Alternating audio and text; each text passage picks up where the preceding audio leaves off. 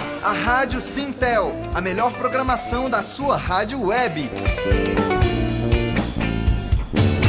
Olá pessoal, estamos iniciando o nosso programa aqui na Rádio Sintel. Está no ar nesta sexta-feira, dia 6 de setembro, a edição de número 117 do nosso programa. Hoje nós vamos entrevistar o ex-ministro da Previdência Social, Ricardo Bezoini. O assunto, é claro, a reforma da Previdência que está no Senado Federal. Essa entrevista está sendo transmitida simultaneamente em rede com a TV Comunitária de Brasília. Aos nossos amigos que estão nos acompanhando a partir de agora na TV Comunitária, nosso muitíssimo obrigado pela audiência e pela sintonia. Agradecer a equipe que está lá na TV Comunitária, o Edevaldo Pereira, Silvio Apolinário e a Gleiciene Ventura, os nossos colegas comunicadores lá da TV Comunitária. Deixa eu cumprimentar o nosso entrevistado de hoje, ex-ministro Ricardo Bezoini. Seja bem-vindo à Rádio Sintel. É um prazer estar com vocês, uma alegria estar aqui no sindicato e na rádio, né? Para a gente bater um papo sobre a reforma da Previdência e sobre outros assuntos que a gente quiser. Perfeito. Vai participar comigo aqui na bancada dessa entrevista o diretor do Sintel DF, Clemilton Saraiva. Seja bem-vindo, Clemilton. Eu que agradeço, é um prazer ter. Eu posso lhe geral chamando de ministro, né? Porque a primeira vez que nós tivemos um contato foi inclusive lá no Ministério das Comunicações, exato, onde você nos ajudou bastante, né? Durante lá a sua estada lá pelo Ministério, a questão da Telebrás, a questão da banda larga no Brasil. Então, ele é um cara que é polivalente, viu, Edivaldo? Perfeito. O pessoal me chama de ministro, eu falo assim, minha primeira e única qualificação é sindicalista. Ministro foi uma coisa de um momento da vida. Né? Aliás, eu estava vendo aqui o currículo do Ricardo Bezoini, podemos chamar assim, ótimo, Ricardo Bezoini. Com vontade. Esse cidadão tem um currículo muito bacana. Deputado federal de São Paulo, de 99 a 2014. Exatamente. Não é? Ministro da Previdência Social 2003-2004, no governo de Luiz Inácio Lula da Silva, do presidente Lula. Ministro do Trabalho e Emprego do Brasil de 2004 a 2005, também no governo Lula. Ministro-chefe da Secretaria de Relações Institucionais do Brasil de 2014 a 2015, na gestão da presidenta Dilma Rousseff. Foi também ministro das Comunicações, sim, não é? Em 2015, também na gestão da presidente Dilma Rousseff, e ministro-chefe da Secretaria de Governo do Brasil, em 2015 a 2016, a presidente Dilma. Com um currículo desse, certamente tem muito conhecimento para falar dos bastidores, de previdência e de emprego, né? Sem dúvida. Mas eu fui também, uma coisa importante, sindicalista. E continua sendo. De 1988 até 1998, presidente do Sindicato Bancário de São Paulo. Perfeito. Fundador da Confederação Nacional dos Bancários, a CNB, hoje é Contraf, e presidente nacional do PT de 2005 até 2010. Agora, uma coisa que eu sempre falo, a coisa mais bacana foi ter sido delegado sindical de base.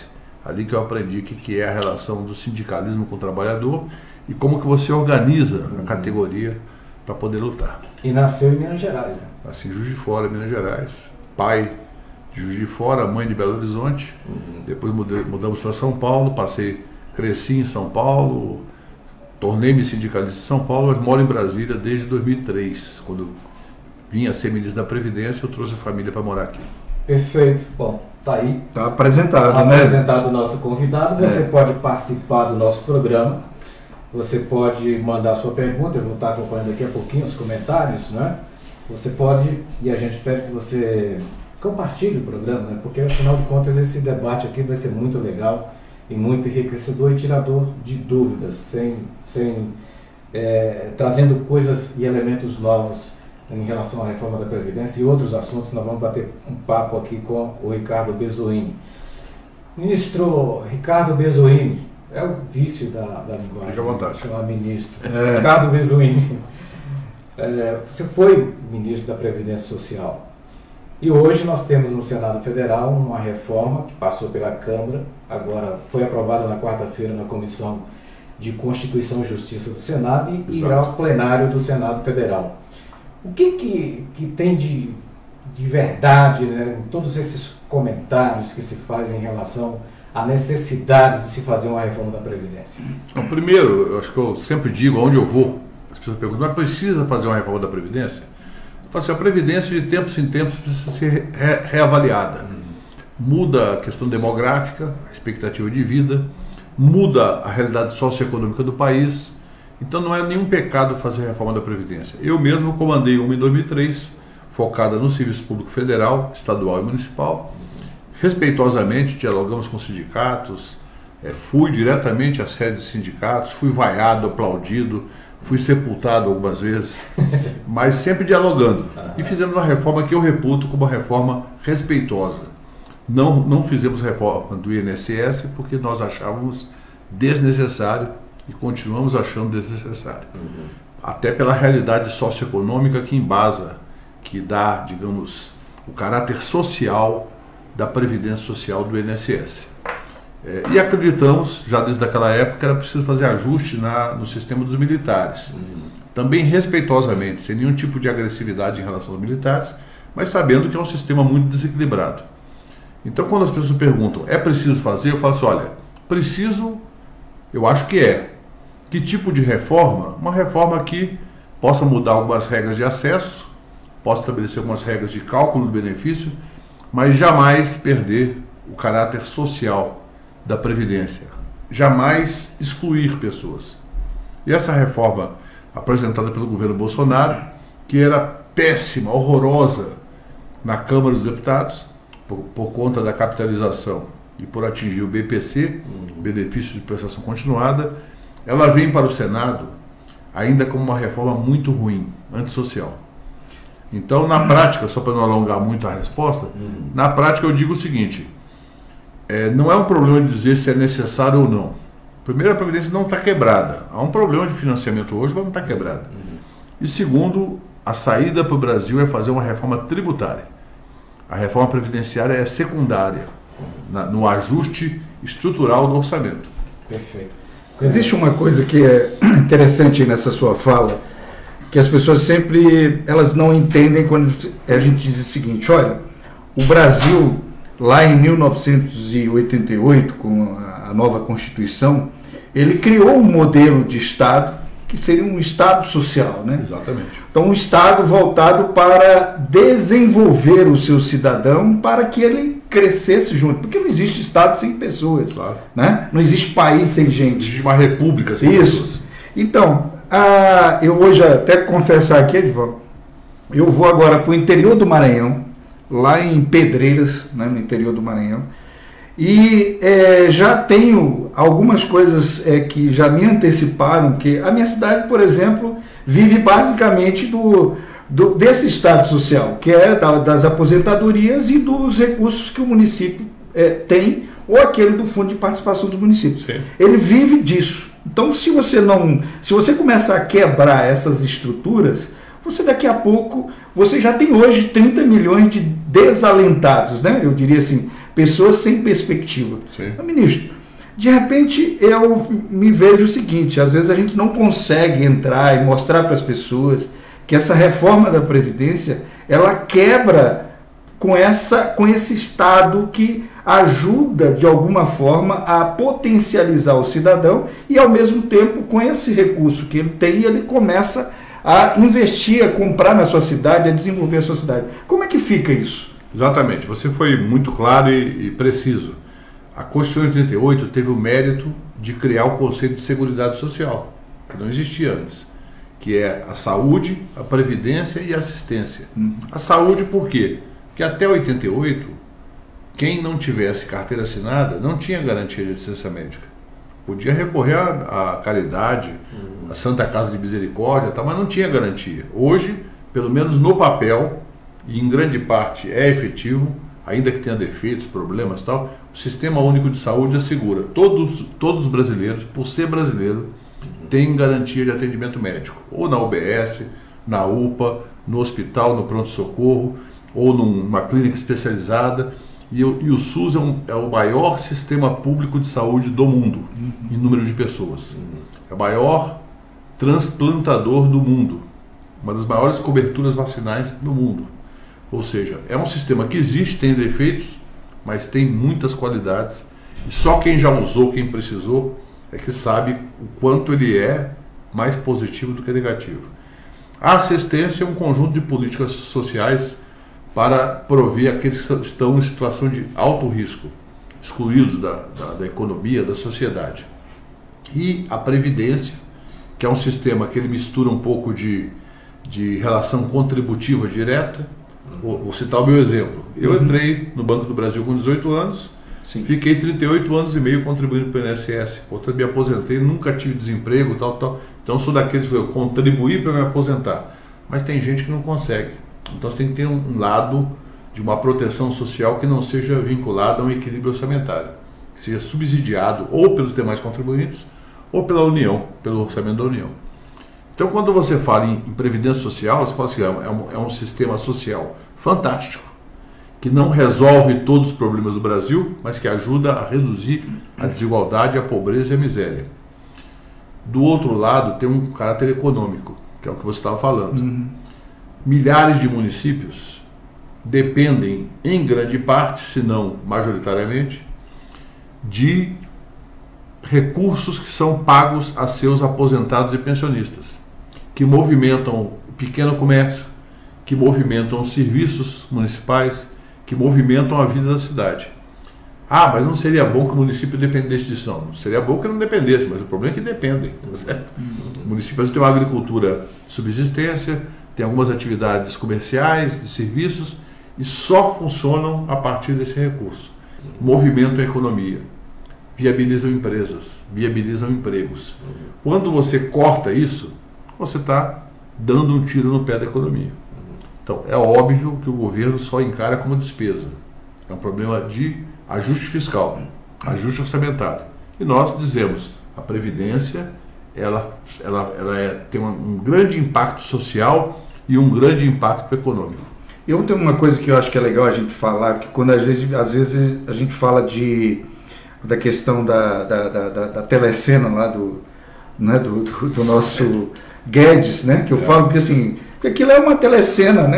Assim, quando a gente fala de capitalização, as pessoas não sabem nem o que é. Gente, capitalização é aqueles títulozinhos lá que o Silvio Santos vende lá e depois sorteia o valor para todo mundo. Só que nesse caso, você vai ter que pagar, você vai ter que botar isso no caixa dele, seu, individualmente, e guardar isso. Agora eu lhe pergunto, como a gente já está dentro de uma situação que você tem aí, né, esses 30 milhões de desalentados e só crescendo. Se as pessoas não têm emprego, não têm renda, como que ele vai pagar um título de capitalização para guardar para o futuro se ele não tem nenhum dinheiro para pagar o almoço, quanto mais guardar para a janta? Claro, na verdade eles querem... Primeiro, para ficar claro, sim, nós conseguimos eliminar a capitalização do projeto que está em trâmite. Sim. No entanto, o governo anuncia que quer retomar esse debate. A capitalização que eles querem é meter a mão no dinheiro que hoje vai para o INSS. Porque a pessoa que não tem dinheiro para pagar, ela não tem como... Uma vez eu fiz um debate em São Paulo, eu reuni com ambulantes numa fase... Governo Collor. Sim. Estava tendo um grande aumento de trabalhadores ambulantes no centro de São Paulo, e nós conseguimos contato com algumas lideranças e fizemos uma reunião nos sindicatos bancários com ambulantes. E eu perguntei, quem aqui paga a Previdência? Menos de 10%. Falei, e você não paga por quê? Ele falou, doutor, porque eu tenho dificuldade para comer. O que eu consigo ganhar é menos do salário mínimo, eu preciso gastar em comida e condução para sobreviver. É óbvio, a maior parte dos trabalhadores que estão hoje vendendo saco de lixo e pano de chão, ou vendendo uma fruta no semáforo, eles mal conseguem tirar meio salário mínimo, 2/3 do salário mínimo nesse pequeno comércio. Ele não vai pagar a Previdência. A Previdência, ou a gente consegue aumentar o número de empregos no país, ter um programa econômico de desenvolvimento, com infraestrutura, com investimentos em energia, com investimentos na moradia. Minha Casa Minha Vida, que está à míngua, está quase quebrando as construtoras por conta desse governo que acha que ajustar o orçamento é cortar despesa. Ou nós vamos ter um problema concreto no Brasil, é que você não tem emprego. Quando você fala de 30 milhões de desalentados, São 13 milhões de desempregados, tecnicamente falando, mais alguma coisa em torno de 13 milhões de pessoas que estão trabalhando no semáforo ou fazendo bicos, trabalhando 2 ou 3 dias por semana, que estão por conta própria, involuntariamente. E mais os desalentados, que é aquele que nem procura emprego, nem tem emprego, ou seja, ele desistiu de procurar emprego. São 28 milhões,4, segundo o IBGE. Então, o problema concreto da Previdência é o seguinte: a Previdência é um sistema maravilhoso, mas precisa de uma economia crescendo. Senão, de fato, ela tem problemas financeiros para honrar os seus compromissos. A reforma que eles estão propondo é justamente aumentar o obstáculo para chegar à aposentadoria. Aumentando o obstáculo, algumas pessoas vão demorar mais tempo para se aposentar, outras não conseguirão se aposentar. Eu calculo em torno de 30% a 40% das pessoas não conseguirão chegar trabalhando à idade de se aposentar. Ou seja, vão ficar um tempo sem renda. Mesmo que consigam, tendo tempo mínimo para aposentar de 20 anos ou de 15 anos, consigam chegar aos 65 anos de idade, no caso do homem, ou 62 no caso da mulher, ainda com o direito a aposentar, essa pessoa vai passar 3, 4, 5, 6, 7 anos sem emprego. E aí não vai contribuir nesse período, ainda que tenha contribuído antes. Então esse processo, como você fala, é um processo tão danoso que você pode, para quem está nos vendo, quem está nos assistindo, comparar o seguinte: a quantidade de pessoas que você vê nas ruas que estão completamente descartadas. Exatamente. Da sociedade, elas não têm absolutamente nada. Você sabe que o Fernando Henrique Cardoso, que era um presidente menos boquirroto do que o Chico Vigilante chama de capiroto, né? Sim. Que é o Bolsonaro, ele cunhou uma expressão uma vez, que ele dizia assim: uma parte grande dos brasileiros é inempregável. Você lembra disso? Sim, lembro. Inempregável, é uma palavra que nem existe. Sim. E na época ele explicou. Ele falou: não, porque na economia moderna, sabe, o pessoal adora uma modernidade, né? Economia moderna, nós vamos ter uma parte dos trabalhadores. Economia moderna e mercado são duas palavras comuns. Jargão, né? Exatamente. Assim, nós vamos ter uma situação de evolução da tecnologia que algumas pessoas não têm capacidade de acompanhar e não vão ter emprego nunca. Aí veio um cidadão chamado Luiz, tal de Luiz Inácio Lula da Silva, que está preso em Curitiba. Ele mostrou, durante os seus 2 governos e mais o governo da Dilma, o primeiro governo da Dilma, que era mentira isso. Por quê? Porque com o PAC, com Minha Casa Minha Vida, com os programas da saúde, com os programas culturais, com o incentivo à ampliação das exportações, o Brasil, que tinha 26 milhões de empregos formais, quando o Lula tomou posse, isso é dado oficial do governo, 26 milhões de empregos formais, é a da RAIS, Relação Anual de Informações Sociais. Sim, que estava no Ministério lá do Trabalho. Exato. Né? Quando terminou o governo Dilma I, em 2014, o Brasil tinha 46 milhões de empregos formais. 46 milhões de empregos formais. Quando o Lula lançou o microempreendedor individual, a imprensa ridicularizou. Eu tenho guardado comigo as publicações da Folha de São Paulo, do Globo, do Estadão, ridicularizando a ideia do MEI. Hoje são 10 milhões de MEIs.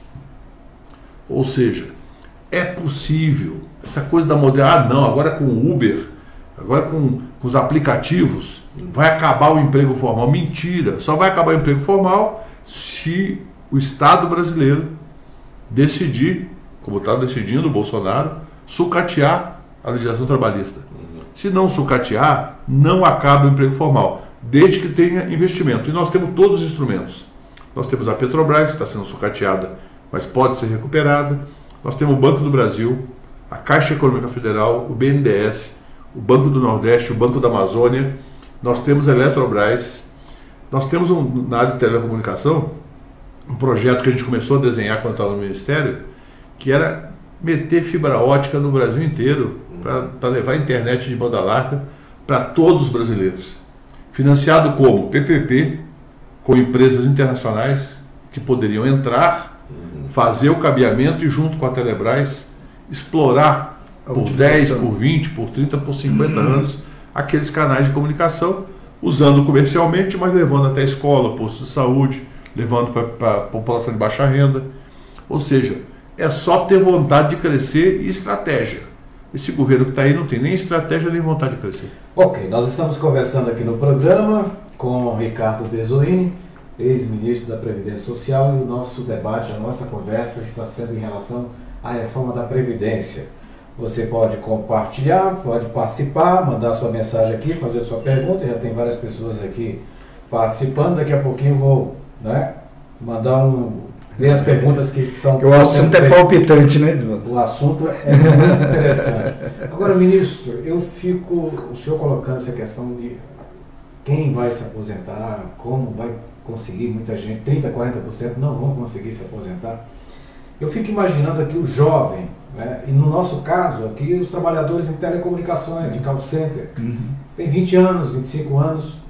Qual a motivação que esse jovem tem para contribuir com a Previdência Social para se aposentar no futuro, com essa informação? Eu sempre digo o seguinte: primeiro, jovem, eu vou te contar uma coisa, você vai envelhecer um dia. A única alternativa para não envelhecer é morrer antes. E mesmo que você morrer antes, estando pagando a Previdência, a sua companheira ou seu companheiro vai receber uma pensão, se você for contribuindo da Previdência. Perfeito. Se você não for, a família fica na pior. A mercê.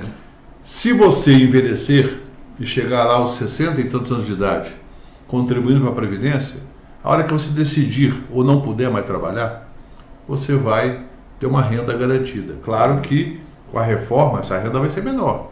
Por isso que eu estou lutando contra a reforma. Por que nós estamos lutando? Porque nós achamos um roubo. O governo está roubando os trabalhadores. Só para dar um exemplo, um trabalhador de classe média contribuiu a vida toda por a média de R$4.000. Na regra atual, ele pode até ter um pouco de redução, ele aposenta em torno de R$3.700, R$3.800. Na regra nova, ele vai cair, se ele não tiver os 40 anos de contribuição, ele vai cair para algo em torno de R$2.800. E vamos imaginar que ele aposentou, alguns anos depois ele morre. A sua viúva, ou seu viúvo, vai receber só 60% disso, hoje é integral. Então essa reforma é um roubo, estão roubando, estão colocando a mão nos nossos bolsos para roubar o dinheiro do trabalhador para entregar para o sistema financeiro. Então eu digo, jovem, primeiro, filie-se à Previdência. Mesmo com a reforma é melhor do que não ser filiado. Segundo, lute contra essa reforma, porque essa reforma é um crime contra a classe trabalhadora e não precisa. Eu vou demonstrar depois, quando eu falar da parte tributária do país, que existem formas de fazer uma reforma orçamentária, fiscal, que eles chamam, né, sem meter a mão no dinheiro da Previdência. Agora, ministro, existe espaço ainda para combater essa reforma?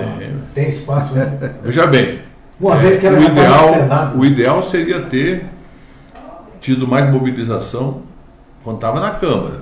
Eu falei para vários companheiros do movimento sindical: gente, o roubo não é uma reforminha da Previdência, é um roubo, é um crime contra a classe trabalhadora. Então vamos nos mobilizar. A mobilização houve, mas houve em pequena monta. Nós precisamos ver agora no Senado se é possível concentrar nas próximas 2 ou 3 semanas para fazer uma pressão não só aqui no Senado, mas nos estados e no caso dos senadores do DF, aqui no território, dentro do DF. Para mostrar para eles o seguinte: assim, nós vamos registrar o voto de cada um e quando chegar a eleição nós vamos dizer quem é amigo do trabalhador e quem é inimigo do trabalhador. Você está falando uma coisa que às vezes eu fico vendo o seguinte: eu acho que dividiram essa rede de proteção social que nós temos e foram separando os interessados. De um lado você colocou o povo que recebe pela Previdência Social. Do outro lado colocou os servidores públicos também num outro patamar e que dividiu e que já está a caminho uma tal de PEC paralela para fazer essa reforma da Previdência nos estados. Exatamente, né? E municípios. E municípios. Do outro, você pegou lá os militares que disse assim: olha, nós vamos fazer a reforma da Previdência, mas dos militares a gente vai fazer uma coisa especial. Então o que a gente está vendo? a gente está vendo que nós estamos cada dia mais aprofundando a divisão do nosso Estado, do Estado brasileiro, em guetos, e esses guetos se degladiando entre si e ninguém se beneficiando de nada. Exatamente. Porque você vê, ó, a Previdência, vamos dizer assim, a Previdência Social, eu sempre olho para ela como a do povo, né? Como um todo.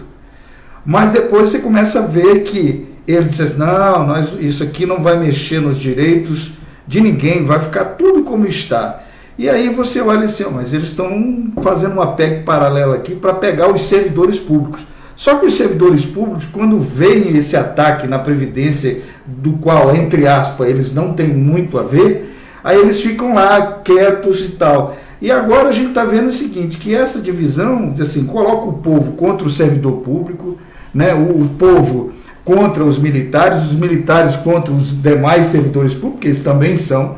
Então, ministro, a gente está vendo o seguinte, esse país está, eu não diria, a palavra certa não é dividido, esse país está fatiado, né, em interesses, e que a gente até fica pensando assim, qual será o caminho para isso, ministro? Como é que a gente vai unir essas coisas? Né? É uma boa pergunta. Agora eu sempre digo o seguinte, todo país tem seus fatiamentos.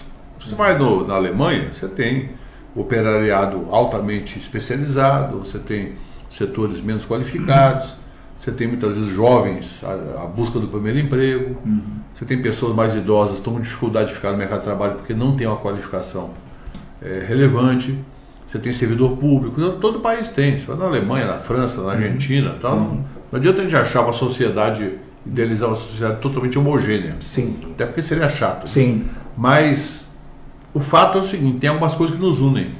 O que nos une?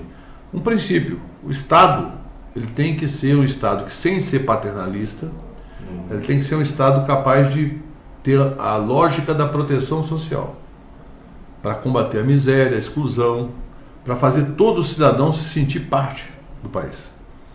Eu falo assim, uma das coisas que mais mexe com o ser humano é o pertencimento. Sim. O cidadão torce para um time de futebol, ele se sente parte daquela coletividade. O cidadão, ele é membro de um sindicato, ele se sente parte da categoria. Ele adere a um partido político, ele diz com orgulho, sou membro do partido tal. Então, a escola de samba, chegando na época do carnaval, o cara diz, eu sou salgueiro, sou mangueira, time de futebol e assim por diante. O país, sem o falso patriotismo, que eu não gosto do falso patriotismo, mas você tem que ter um sentimento de pertencimento. Se eu sou brasileiro, e falar isso com tesão, entendeu? Sim. Sou brasileiro e não desisto nunca. Então, eu acho que esse é um debate fundamental. Por isso, o ideal seria uma previdência única para todos. Só que uma previdência única para todos, ela desprezaria as diferenças que existem na vida real. Perfeito. Então, como eu digo, a previdência brasileira é muito paternalista. Ela permite que uma pessoa aposente com apenas 15 anos de contribuição. Um trabalhador pouco qualificado tem dificuldade ao longo da vida de acumular 15 anos de relações formais. Tem dificuldade. Então essa regra é uma regra justa, porque ela não está se dirigindo a um cidadão que ganha o teto da Previdência, ou um cidadão, um servidor público que com seus méritos chegou a ser juiz, por exemplo, procurador. Ela se dirige a um cidadão mais frágil. Então nós temos que saber reconhecer as diferenças, mas buscar uma concepção unitária, que é da proteção. O senhor falou em sentimento de patriotismo, de nação. Dá para entender isso? Dá para perceber isso nos dirigentes atuais desse país? Não, tem um falso patriotismo. A pior coisa, o Samuel Johnson dizia isso no século XIX. O último reduto dos canalhas é o patriotismo. Certo? O falso patriota. Sim. Ele fala, para encobrir a sua canalice, ele fala o tempo todo da nação, do Brasil, ou da sua nação, no caso dele, da Inglaterra, né?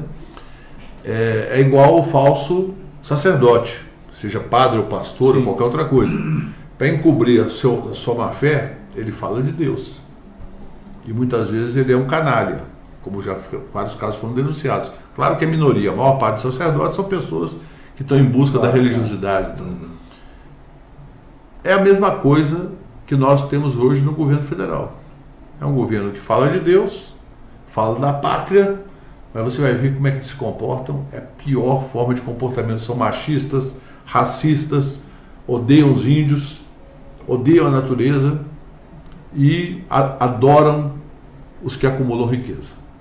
Hoje mesmo você está vendo aí o comentário do dia, o cara que conduz a economia do país fazendo umas declarações sem sentido, né? Umas coisas que as mulheres, inclusive, se sentem ofendidas. Inclusive eu vi uma mulher, é claro que eu não vou dizer a palavra, mas ela disse o seguinte: esse cara, ele fala isso porque ele tem um pepino murcho, né? Deve ser. E é mesmo, porque eu vejo o seguinte, é um cara mal amado, né? É um cara que deixou de ter uma ligação com o outro, né? São pessoas que encaram a mulher. E aí eu lhe pergunto, eu disse, não, eu fiquei olhando, eu disse, cara, ele só reverberou a tese que ele tem, de que o Estado não pode ser dar esmola para ninguém, o Estado não tem que estar sustentando ninguém. É um discurso.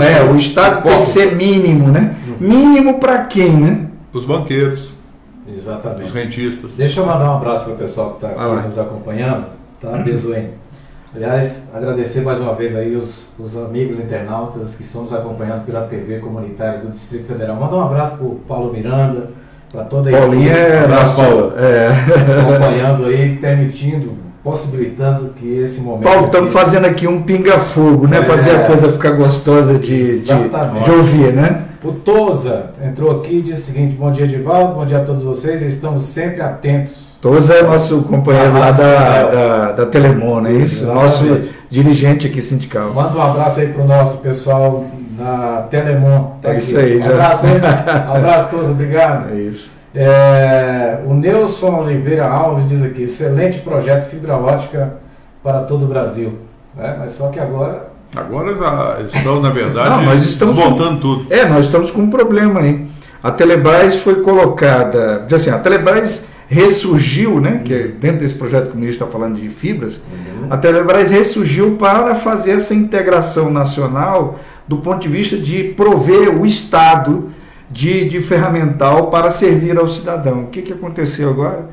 As empresas de telecom, né, estão em cima de novo, tentando tirar a Telebrás desse processo, porque hoje é o seguinte, é igualzinho a história dos Correios. Quando a gente fala dos Correios, o pessoal diz assim, mas para que mais Correio? Não serve para nada, né? Eu digo, quando você comprar um produto que ele tiver que deixar lá no seu município, no interiorzão do Brasil, será que vai ter alguém para levar? Então, quando você privatiza os Correios, o cara que vai administrar isso, ele não vai estar preocupado se levar a correspondência lá para o interior do país, ele vai se preocupar em levar onde tem recurso, no filé.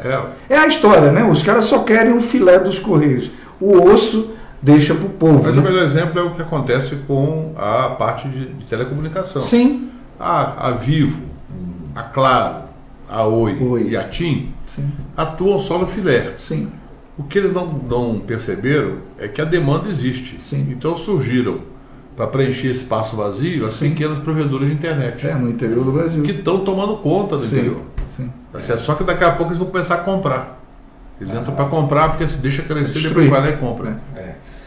Brígido Ramos acompanhando o programa. Obrigado, presidente Sintel. Brígido Ramos diz o seguinte: o jovem deve estar atento também benefício de risco. Ele pediu para você comentar um pouco sobre isso também. Sem dúvida, é bom lembrar. O Marcelo Vicente dizendo que é um excelente programa, excelente entrevista. Obrigado, vocês podem continuar mandando mensagem aqui. Benefício de risco. Isso. Das palestras que eu faço, eu sempre lembro isso. Eu tenho feito palestras nos institutos federais. Sim. Foi estratégia que eu, Chico Vigilante, adotamos para debater a reforma da Previdência. Como todo instituto tem auditório, tem aluno, tem professor e tem servidor. Sim. E tem a comunidade em volta. Então a gente convidava o pessoal para participar. Muito jovem participando. Eu dizia, jovem, quando você fala em Previdência, você pensa em aposentadoria. Sim. Só que a Previdência não é só aposentadoria. Vamos imaginar, você está trabalhando, carteira assinada, aí você sai de moto para ir trabalhar ou para ir estudar, e você toma um tombo e quebra a perna e vai ficar 2 meses sem poder trabalhar. Quem vai pagar teu salário? O empregador não vai pagar. Mas você está falando exatamente isso. Isso é interessante, que é hoje essa garotada que está em cima de uma bicicleta, no aplicativo, em motos. Aí você pergunta e antes assim, do aplicativo, já existia o motoboy. Sim. Eu faço para a pessoa, não, mas agora como? Isso já existia, só mudou a forma de contratar. Exatamente. E isso aí você pergunta, aquele jovenzinho com uma caixa verde, né, laranja ou qualquer cor, ele, às vezes você fica perguntando assim, meu Deus, esses garotos eles estão sendo usados no seu melhor, no seu auge, no auge da sua força, da sua capacidade física. E aí, quando ele chegar ali, ser 10 anos naquele tipo de trabalho, que teve um garoto que nós entrevistamos dia aí atrás, ele vai até vir aqui, ele disse que andava quase 100 quilômetros por dia. Você imagina um cidadão que anda 100 quilômetros por dia daqui a algum tempo? Pois é, 10 anos disso aí. É pior do que um atleta de alto rendimento, né? Exatamente. O Toza diz aqui o seguinte, ele faz um comentário legal aqui, ó. Como o jovem vai se aposentar se não consegue emprego, não consegue trabalhar? Então estão todos partindo para o trabalho informal e não contribuindo com o INSS. Consequentemente, não conseguirá se aposentar. Há 5 anos atrás, aqui no DF, faltava, na verdade, não emprego, faltava trabalhador. Só para dar uma ideia, estava terminando a obra do aeroporto. Ninguém lembra, né, que o aeroporto era um aeroporto errado. Se não fosse Lula e Dilma, estava até hoje com aquele aeroportozinho mirrado aqui em Brasília. A obra do aeroporto chegou a ter 8 mil trabalhadores simultaneamente. Tinha haitiano aqui. Sim. Tinha colombiano, boliviano, tinha engenheiro de outros países, peruanos aqui. Quando chegou a fase final, que precisava dar um gás para inaugurar a tempo da Copa, o aeroporto precisou contratar 2 mil pedreiros de uma vez só para fazer acabamento. Eles fizeram um anúncio, apareceram 200 só. Porque não tem gente qualificada. Por quê? Porque não tinha gente mesmo. Além de não ter gente qualificada, não tinha gente, estava todo mundo trabalhando, estava construindo, claro, construindo o estádio, o BRT do Gama, Sim. estava construindo um monte de UPA, de creche. Sim. Quando eu falo que o Brasil precisa, para ter emprego, o governo precisa ter um projeto de desenvolvimento. Se não tiver, não tem emprego. Os Estados Unidos saíram da crise da Grande Depressão como? O governo sentou e falou, tem que fazer alguma coisa. Eles fizeram um plano de investimentos e fizeram o Bolsa Família lá dos Estados Unidos, que é o Food Stamps da época. Então, se o governo não tiver um plano de desenvolvimento efetivo, não haverá crescimento econômico, o desemprego vai aumentar. Aí, de fato, as pessoas vão lutar para sobreviver e aceitar trabalhar sem carteira assinada, sem previdência, porque é a sobrevivência. Ministro, o pessoal fala muito dessa história que o senhor... Assim, vamos aproveitar aqui que ele conhece os bastidores, né, de governo. Por exemplo, hoje se fala muito que lá atrás os caras fizeram aí a medida do gasto do teto. O que a gente está vendo? A paralisia total do governo. É uma burrice. E as pessoas estão aí pensando assim, às vezes eu fico me perguntando, nós temos aqui no próprio Sintel, nós temos aí na faixa de uns 5 a 6 mil trabalhadores que prestam serviço para empresas que prestam serviços para o Estado brasileiro, seja local aqui, federal ou distrital. E a gente está vendo o seguinte, a gente está começando a ver o terror. Por quê? Os governos estão ficando sem recursos e não sem recursos, não, às vezes até tem recursos, mas estão com aquelas limitações de gasto federal, o governo federal tem dinheiro em caixa. As pessoas o desemprego vai, inclusive, chegar a esses prestadores de serviço no Estado, não é isso? O povo, de maneira geral, e o próprio Bolsonaro, que sempre foi um preguiçoso, Sim. Eles não entendem como funciona o orçamento público. O orçamento público não quer dizer, quando fala assim, não tem dinheiro para gastar, não quer dizer que não tem dinheiro em caixa. É que o orçamento daquele ano foi limitado pela PEC do teto. Sim. Então você fala, tem dinheiro em caixa, mas você não pode gastar, porque depende da autorização do Congresso Nacional. Assim, o Brasil, durante o governo Lula e Dilma, acumulou reservas, tanto em real quanto em dólar. É isso que eu queria... A reserva em real pulou de 40 bilhões de reais no dia 1º de janeiro de 2003. Que é o chamado Fundo Soberano, não é isso? Não, é outra. Na verdade é o seguinte, daí é o chamado caixa, é o colchão de liquidez. Ok. O Tesouro não pode trabalhar no zero. Entendi. Certo? Então eles trabalham sempre com colchão. Perfeito. O colchão naquela época não era colchão, era uma esteirinha de palha. 40 bilhões de reais. Sim. Quando Dilma deixou o governo, era 570 bilhões de reais. E é curioso que os economistas golpistas, eles diziam, não há risco, porque o Tesouro tem um colchão de liquidez grande. Quem fez o colchão de liquidez? Lula e Dilma. Na área cambial, até por conta da guerra cambial que ocorreu no final do século, da primeira década do século XXI, nós tivemos, o governo comprava dólar para sustentar a cotação do dólar, para ajudar a nossa indústria exportadora e a agricultura exportadora. Pulou de 37 bilhões de dólares no dia 1º de janeiro de 2003 para, quando a Dilma saiu, 382 bilhões de dólares. Ou seja, nós constituímos os para-choques que estão impedindo que o Brasil fique igual a Argentina nesse momento. Sim. A Argentina está com inflação de 60% ao ano e tem uma reservas cambiais ínfimas. E diga-se de passagem que o modelo que foi implantado na Argentina é esse. Exatamente. Eu até falava, o Macri, presidente da Argentina, quando tomou posse, ele foi a Davos e anunciou: Argentina is back. Is back é o quê? É o mercado, está de volta ao mercado de investimentos, tal. Hoje não, um ano atrás, ele anunciou: Argentina is back ao FMI. Voltou ao FMI.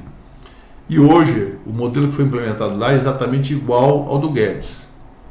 O Guedes, inclusive, elogiou muito o Macri quando o Macri tomou posse. Ele nem sonhava ser ministro da Fazenda e já elogiava. E a Argentina está quebrada. Eu fiz um debate, um dos debates que nós fizemos no Instituto, foi o único que o governo mandou gente para debater comigo, e com o Chico Vigilante. E os dois economistas que foram lá, não sei se é economista, dois técnicos do governo, eles defenderam a reforma da Previdência, e eu falei para eles, professor, a Argentina adotou esse receituário neoliberal e já está quebrada, resta saber quando.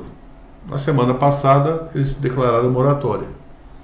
Ou seja, é impossível crescer, o país crescer, se não tiver um governo que planeje o crescimento. O Estado não pode se omitir. Bolsonaro tem algum planejamento? Quando eu falei da fibra ótica, quando eu falei assim, a fibra ótica é você combinar uma demanda do povo, um instrumento de democratização das comunicações, um instrumento de desenvolvimento econômico com geração de emprego. Você imagina o seguinte, você falar que você vai botar fibra ótica no Brasil inteiro, quantos trabalhadores não serão contratados para instalar fibra ótica?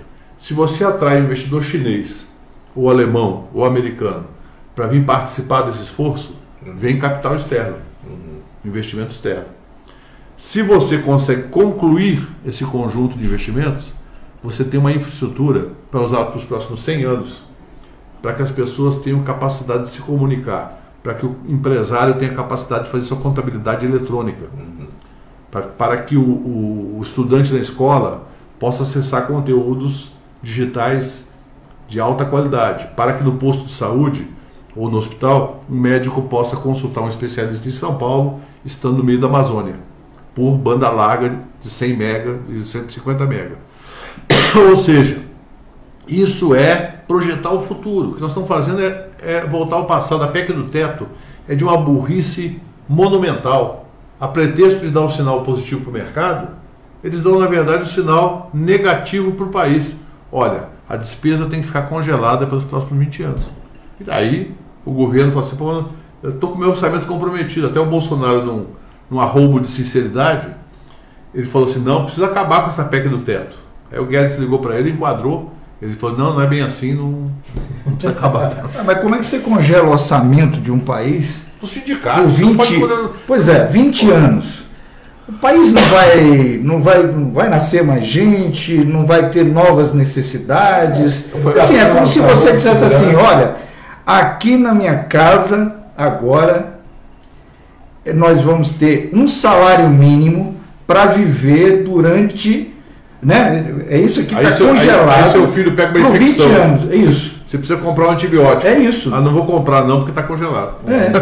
Deixa ele morrer. É isso que nós estamos, assim, a grosso modo, É isso que nós, tem gente morrendo por causa disso. Sim, as pessoas não estão entendendo por que nos hospitais, Exato. os hospitais estão faltando coisas. É por quê? Porque o orçamento daquele hospital está congelado por 20 anos. Exatamente. Ministro, o senhor falou da Amazônia. A Amazônia é tema, né? Sim. Pautado diariamente nos veículos de comunicação, porque lá está incendiando tudo. Um horror. Me fale sobre isso. Qual a sua percepção em relação a essa realidade envolvendo a Amazônia? Eu sempre digo o seguinte: se o Brasil precisa ter consciência de que nós temos um patrimônio natural extraordinário, temos que cuidar dele. Não é cuidar para agradar os estrangeiros, é cuidar para assegurar o nosso meio ambiente, a nossa capacidade de gerenciar os nossos recursos naturais de maneira adequada. O Pantanal, a Amazônia, o Cerrado, a Caatinga, são todos biomas que têm uma lógica climática, uma lógica de interação com a fauna e com a flora. Então nós precisamos proteger, o que não significa transformar em santuário.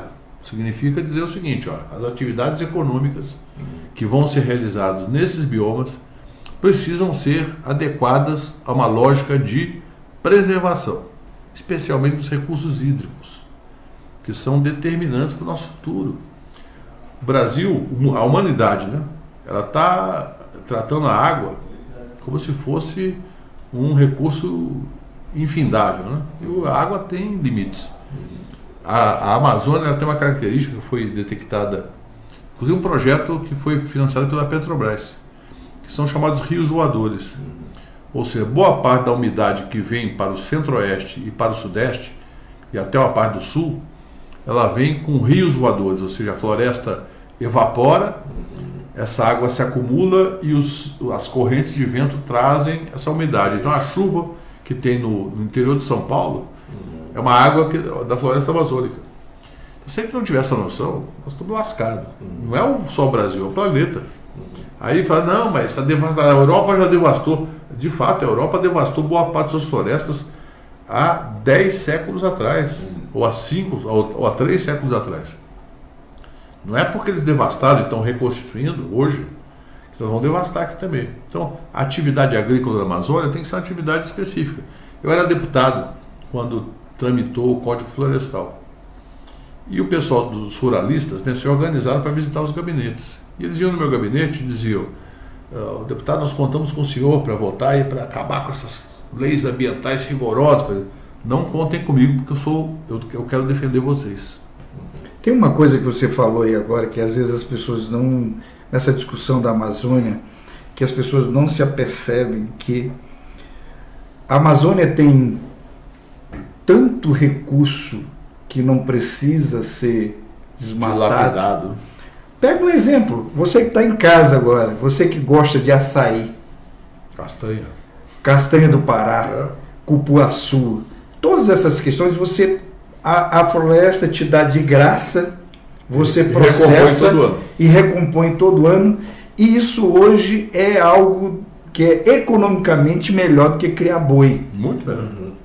Porque a gente tem que começar a pensar assim, porque as pessoas ficam naquele discurso que é igual eu vejo no meu estado. O meu estado, que eu nasci no Maranhão, ele é parte da Amazônia Legal. Mas o que tem de Amazônia Legal no meu estado é muito pouco. Sim. E aí você pergunta assim, é igual eu estou vendo lá, eu vou agora de novo e vou presenciar isso de novo. O meu estado tem uma das maiores reservas de babaçu, que é um coco originário de lá. Hoje, a Europa é o maior comprador, a indústria de cosmético, aquilo que quando eu era moleque via aquelas quebradeiras de coco lá dentro das fazendas, lá sofrendo para comprar aquilo e vender no botequinho da quitanda para trocar por açúcar, por arroz, essas coisas. Hoje, esse tipo de produto, ele tem um valor agregado altíssimo. Brutal, então as pessoas precisam entender que não é aumentar o pasto para botar boi, né? Mas sim você pegar e começar a explorar os recursos que a própria natureza já tem. Isso é no mundo inteiro, isso é o que tem de mais moderno. Então essa discussão da Amazônia fica só se falando desse dessa coisa de dizer assim, não, nós precisamos desmatar porque a gente precisa aumentar o progresso. Eu dizia para os coralistas justamente isso, eu dizia, eu estou protegendo vocês. É isso. Então, como você está protegendo? Porque é o seguinte, você pode até lucrar muito, agora momentaneamente. O seu filho, o seu neto não vai ter água. É isso. Para manter a atividade produtiva. Então nós precisamos ser responsáveis. É igual a questão dos defensivos agrícolas. Sim. Assim, se nós contaminarmos demais o meio ambiente com defensivos, chega uma hora que nós vamos chegar na situação da China. A China fez um projeto ambicioso de desenvolvimento. Quando eu fui a Xangai, a Pequim e Xangai, em 2007, o ar era irrespirável. Aí eles chegaram à conclusão que tem que fazer a redução da emissão de poluentes. Então, morreriam, gradualmente.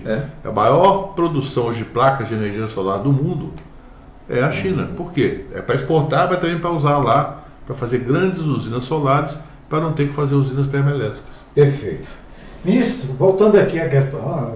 É que a China agora. Mas você sabe por quê? Porque a gente está falando de uma coisa integrada. Não tem mais do ser humano. Não tem mais como a gente, né? Talvez pensar em bloco.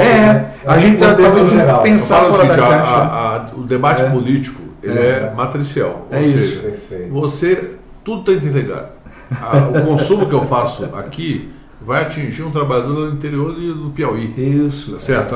O erro que eu cometo no Mato Grosso atinge o bancário em São Paulo. Então não adianta a gente ficar pensando só regionalmente. Claro que as regiões são importantes, territórios, mas o fundamental é a gente pensar o seguinte: nós precisamos ter uma visão humanista da atividade econômica. Ou vamos chegar às próximas gerações, nossos filhos, nossos netos, vão sofrer muito. Perfeito.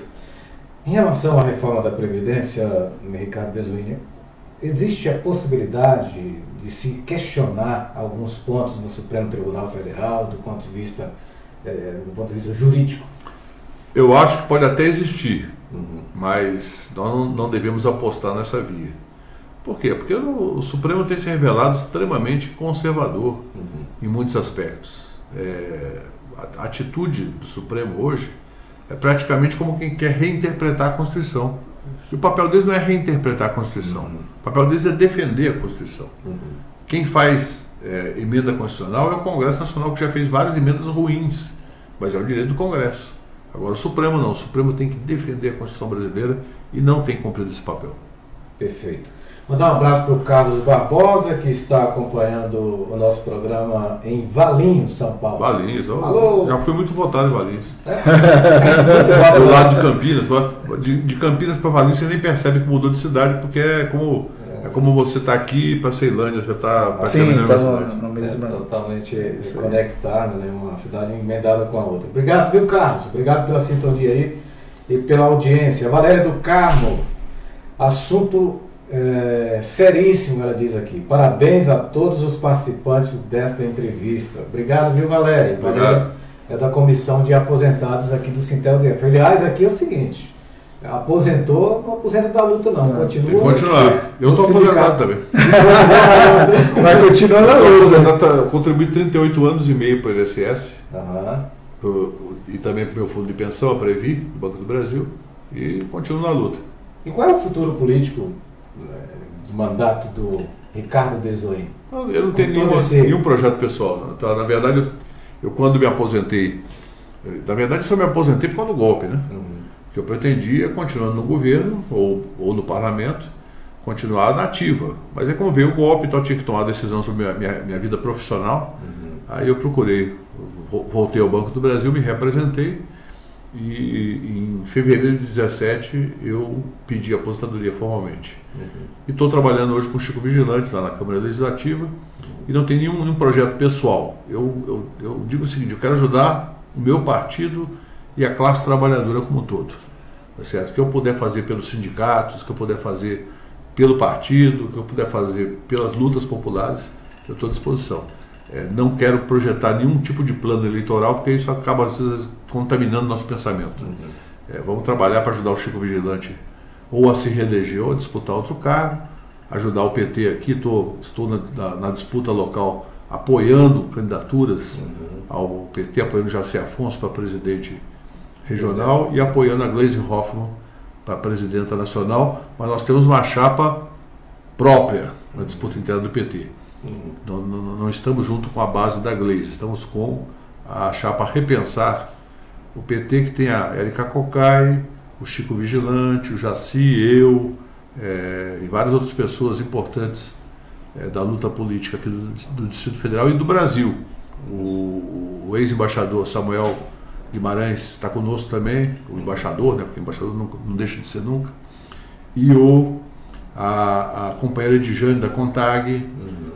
Então, pessoas que estão querendo repensar o PT, repensar a forma de organizar o partido. Legal, só falou em repensar o PT. Vou botar mais uma pimenta nesse bolo. Quais os aspectos, Ricardo Bezoini, o PT tem que, a partir de agora, né, ficar atento, fazer uma avaliação, fazer um planejamento, pensando no futuro? Quais esses aspectos o senhor apontaria? Eu diria, sem criticar ninguém especificamente, até porque eu fui presidente do PT e tenho minha cota de responsabilidade nisso, que o PT, ao ser governo, ele priorizou muito uma lógica de governo e não trabalhou muito a organização de base. O PT se orgulha de ter 2.300.000 filiados, mas tem muita dificuldade de mobilizar esses filiados. O PT tem uma lógica financeira que concentra os recursos na cúpula, e nós achamos, nossa avaliação, minha e de todos os membros da chapa, que nós queremos botar o PT para botar mais orçamento na base, para organizar os zonais, organizar os municipais e dar estrutura para esse pessoal funcionar, porque é o pessoal lutador que está há 30 anos, 40 anos construindo partido. E queremos o orçamento participativo do PT também, ou seja, o debate sobre os recursos do PT tem que ser debatidos de maneira participativa pelos filiados e não apenas na direção do partido. Achamos que é importante ampliar a formação política, porque uma parte da nossa base não tem formação política, tem uma formação precária, e ampliar a relação com os movimentos sociais. Queremos um PT mais sindicalista. Por que mais sindicalista? Porque a origem do PT é essa. Você pegar o manifesto de fundação, ele quase todo expressa a vontade da classe trabalhadora de se fazer ouvir e participar do jogo político brasileiro. Quando se fala do trabalhador, você fala o quê? De sindicatos. Então os sindicatos têm que debater a participação no partido ou nos partidos, porque tem sindicalistas do PCdoB, do PSOL, mas no caso do PT, nós queremos maior presença de sindicalistas na direção do partido. Perfeito. Nós estamos aí já com mais de 1 hora de programa, Michel? Ainda não. Ainda está chegando uma hora. Tem 5 minutos aí. Então, 55 minutos de programa. Mandar um abraço novamente aos nossos colegas da rádio, da TV comunitária que estão nos acompanhando, o pessoal que acompanha a gente também em Goiânia. Ministro, eu vi no seu perfil que você tem um lado musical, digamos assim. É isso. É eclético, né? Não é? A gente fica pensando assim, o sindicalista só fala em acordo coletivo e em greve. Não é? Ele não tem vida, não, além disso. Além de sindicalista. Sempre eu defendi isso. Quem faz política tem que ter vida pessoal e familiar. É isso. Senão ele vira um chato de galocha. Tá, vira uma pessoa que só pensa naquilo, obcecado. Tem que ter o lado para você esquecer um pouco dos problemas sindicais, partidários. Mais eclético, né? E fazer teatro, fazer cinema, e jogar um futebolzinho no sábado, eu jogo também.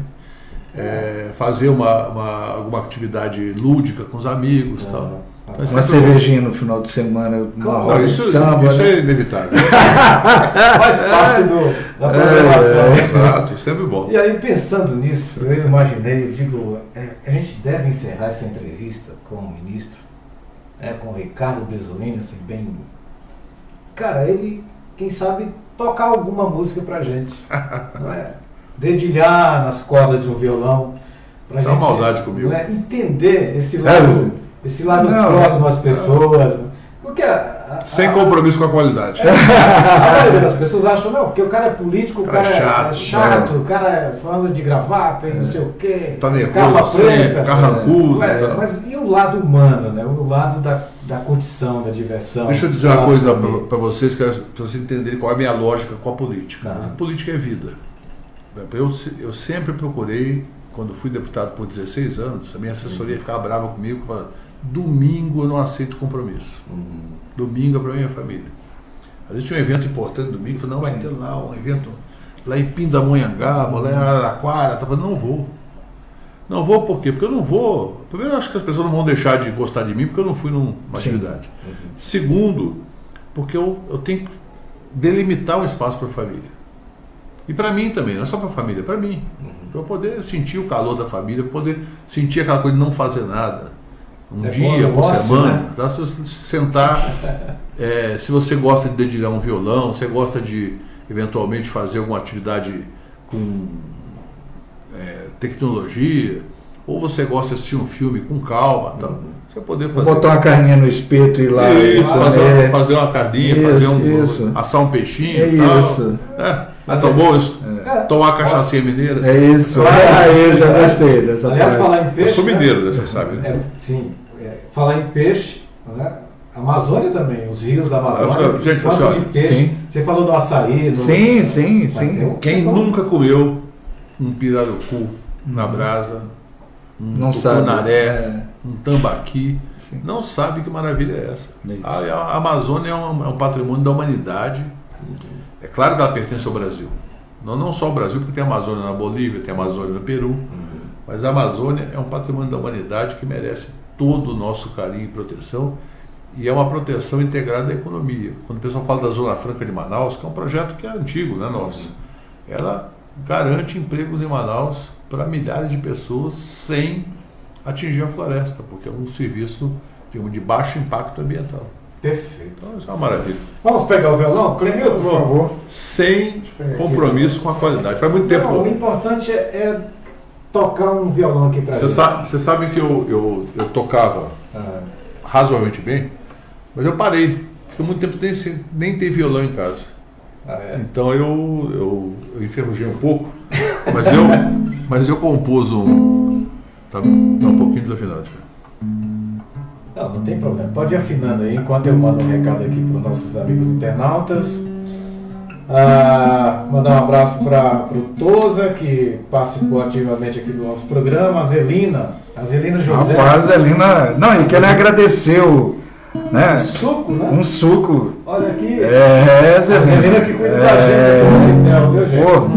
Michel Glauber, que está ali do outro lado. Isso, lá na câmera aqui, um fone no ouvido ali só. Não é, Michel? Só acompanhando o áudio. O Michel é artista, pô. Então, tem uma banda. Tem uma banda, né? E Michel vai ter. Michel, como é que é a banda? Numi. O nome? Numi, né? Abriu o show dos Folhas lá no Gama. O cara é. Mas eu quero recomendar. Tem uma banda de Brasília, para quem gosta de rock. Sim. A banda chamada Passo Largo. Vocês conhecem? Já ouvi falar. Passo Largo é baixo, bateria e guitarra. Eu baixei da internet gratuitamente no site deles. 3 CDs. Mas é a qualidade assim fantástica. Eu que ouço muito Jeff Beck, Jimi Hendrix, Eric Clapton. O Michel agora vai fazer propaganda para você, que já está tendo material aí na internet. Já coloquei de lado o Jeff Beck, estou ouvindo só Passo Largo. Que beleza. Tá pronto? O que a gente vai ouvir aí? Tá quase. Isso daqui eu compus há uns 20 anos atrás. Ainda tem a pretensão de ser um chorinho. Compositor, rapaz, que beleza.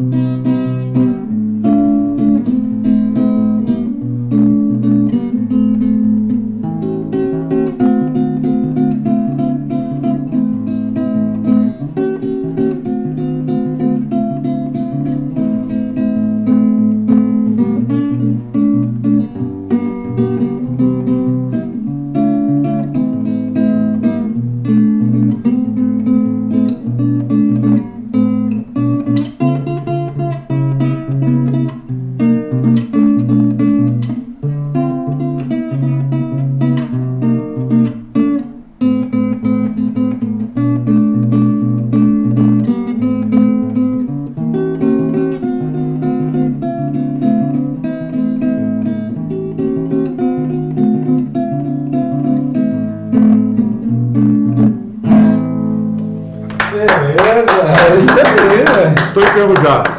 Dá pra sair melhor. O Clube do Choro precisa chamar você. Precisa botar uma clarineta, um pandeiro.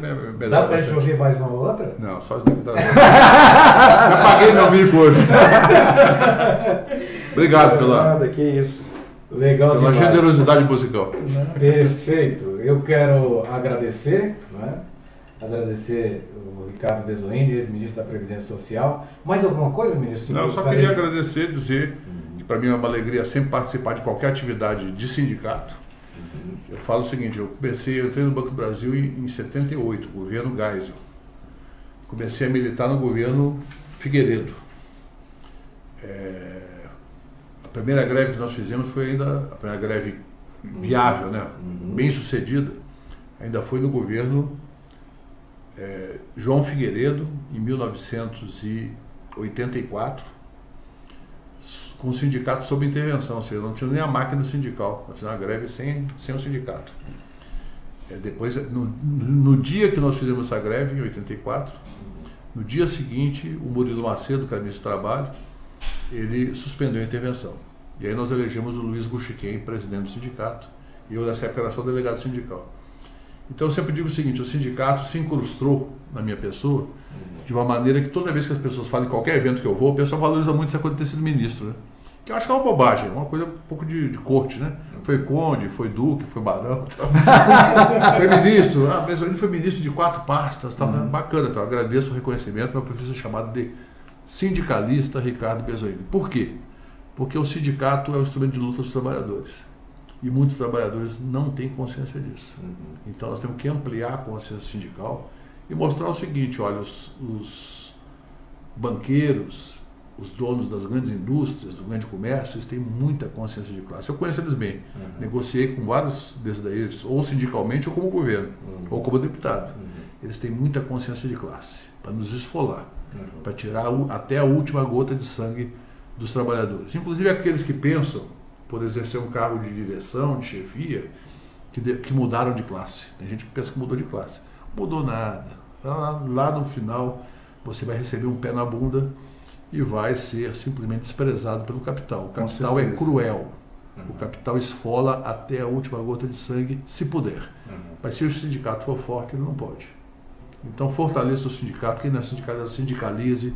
Quem já falou mal do sindicato, se quiser falar mal, venha para dentro da reunião para falar mal dentro da reunião. Não fique fazendo fofoca no local de trabalho, porque sindicato é para lutar. Perfeito. Com essas palavras, né, nós encerramos aqui a edição a edição de número 117. Que maravilha. Não sai a palavra. 17 não é muito bom, pode ser 116,5. 2 anos e 3 meses no ar, né? Os trabalhos técnicos de Michel Glauber. Eu agradeço a você, Clemilton.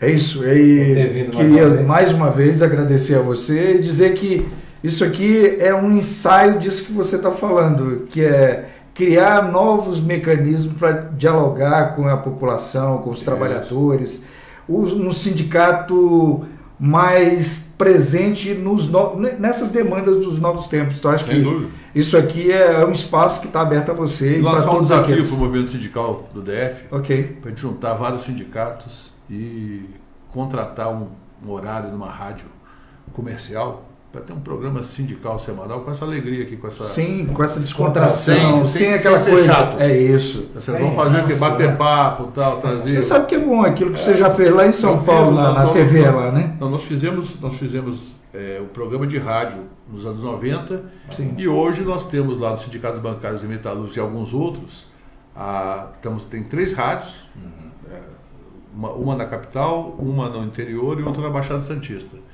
E a TVT, TV dos Trabalhadores, que é um canal aberto, digital, de propriedade de uma fundação que pertence aos sindicatos bancários e aos sindicatos dos metalúrgicos da ABC. Muito bom. Perfeito, está aí a ideia, é só amadurecer e tocar em frente, né? Agradecer aos amigos da TV Comunitária, o Edevaldo Pereira, que é quase Edivaldo Ferreira. É isso que eu ia perguntar, né? Uma dupla. Exatamente.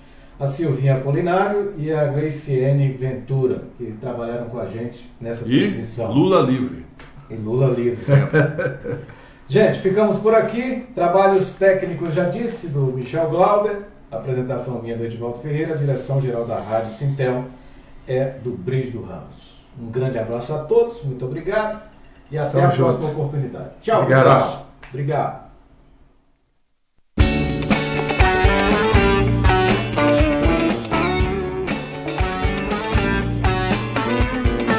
Sintel fica por aqui. Aguardamos você na nossa próxima programação.